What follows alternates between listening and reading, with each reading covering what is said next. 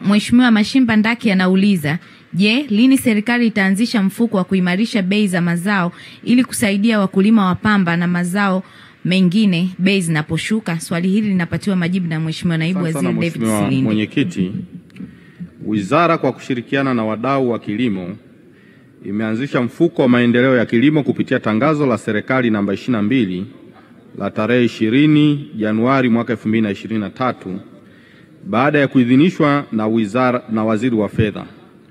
Mfuko huo umelenga kuchochea ukuaji wa maendeleo ya sekta ya mazao ya kilimo, kupunguza ukali wa bei za mazao inaposhuka, kutoa ruzuku ya pembejeo za kilimo kwa maana ya mbegu bora, mbolea pamoja na viuatilifu, kuchochea uwekezaji katika shughuli za utafiti wa kilimo na kuwajengea uwezo wa kulima, wasindikaji, maafisa ugani na watafiti wa kilimo.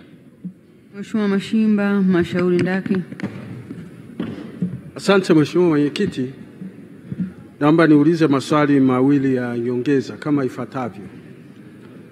Kwa kuwa bei za mazao haya mwaka jana hasa pamba ilikuwa iko chini na mwaka huu 2025 wakulima hawana uhakika wa bei za mazao hayo, je, mfuko huu wa serikali ambao tayari umeanzishwa unawasaidiaje wakulima kuwa na uhakika wa bei za mazao yao?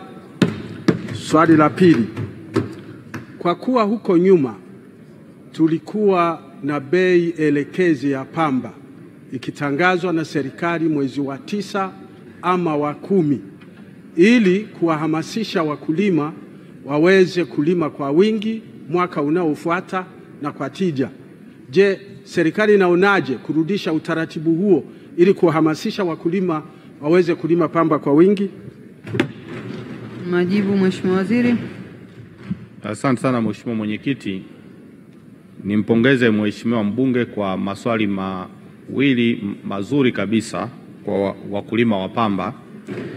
Lakini jambo moja ambalo nimhakikishie ni kwamba endapo bei ya pamba mwaka huu itashuka chini ya kile kiwango ambacho kinatarajiwa, maana yake moja ya kazi ya huu mfuko huu ni kutoa ruzuku kwa wakulima wa pamba ili kuhakikisha wanapata bei nzuri. Kwa hiyo mfuko utafanya kazi yake kama ambavyo umeundwa kwa kusudi hilo. Lakini kuhusu kurejesha ule mfumo wa awali wa kuweka bei elekezi kati ya mwezi wa 9 na wa 10, sisi huwa tunapokea maoni ya wadau na tukishapokea tunayafanyia kazi. Kwa hiyo kama watakuwa wameachana na soko huru, manake sasa sisi tutarudi tuzungumze nao, na kama watakubali wao, manake serikali tutarudi katika mfumo wa awali. Kwa hiyo kwa sasa tunapokea kama maoni ambayo tunaweza kwenda kuyafanyia kazi. Asante Mheshimiwa Mwenyekiti. Mheshimiwa Idi Kasim Idi mbunge wa Msalala sasa ulize swali lake. Mheshimiwa Idi Kasim Idi anauliza, je, serikali ina mpango gani wa kufufua skimu ya umwagiliaji katika kata ya Chela Msalala? Majibu ya swali hilo Mheshimiwa Waziri. Asante Mheshimiwa Mwenyekiti. Kata ya Chela ina skimu ndogo ya umwagiliaji yenye ukubwa wa hekta 100 ambayo chanzo chake cha maji ni chemchemi ya asili. Kutokana na mabadiliko ya tabia nchi na ongezeko la watu, mwaka 2022 Halmashauri ya Wilaya ya Msalala iligharamia upembuzi yakinifu na usanifu wa awali kwa ajili ya ujenzi wa bwawa na skimu ya umwagiliaji ya ukubwa wa hekta 700. Mheshimiwa Mwenyekiti, kwa sasa Halmashauri ya Msalala ipo kwenye mipango ya kutafuta fedha ya kuwafidia wananchi wa maeneo ambayo bwawa hilo litajengwa.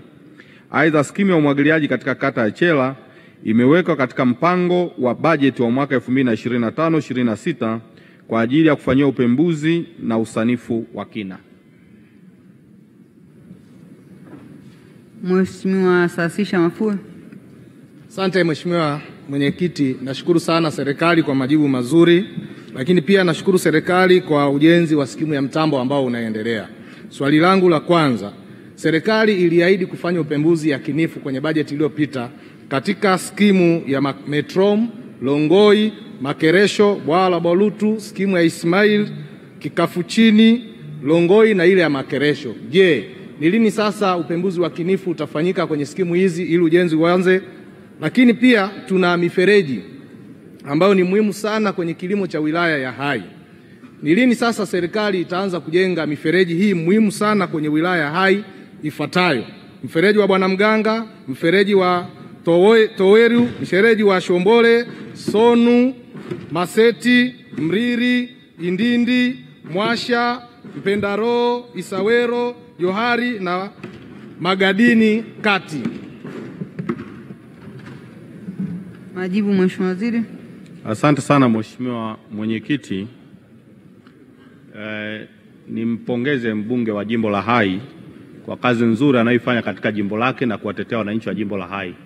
Lakini nimhakikishie tu kwamba hizi skimu alizozitaja, skimu ya Metrom, Longai, Makeresho, Kikavu Chini, zote tunaziingiza katika mpango wa mwaka wa fedha 2025-26 ili ziweze kufanyiwa upembuzi yakinifu na usanifu wa kina kwa ajili ya kupata gharama halisi, tutafute mkandarasi na zianze kujengwa. Kwa hiyo waambie wananchi wa Hai watakavyoendelea kukuchagua kuwe mbunge, maana yake wawe na uhakika kwamba skimu hizi zitakamilika kwa wakati.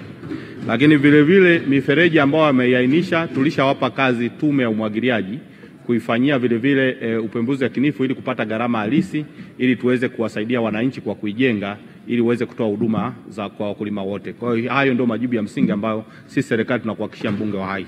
Asante Mheshimiwa Mwenyekiti. Asante sana Mheshimiwa Waziri kwa majibu hayo ya maswali.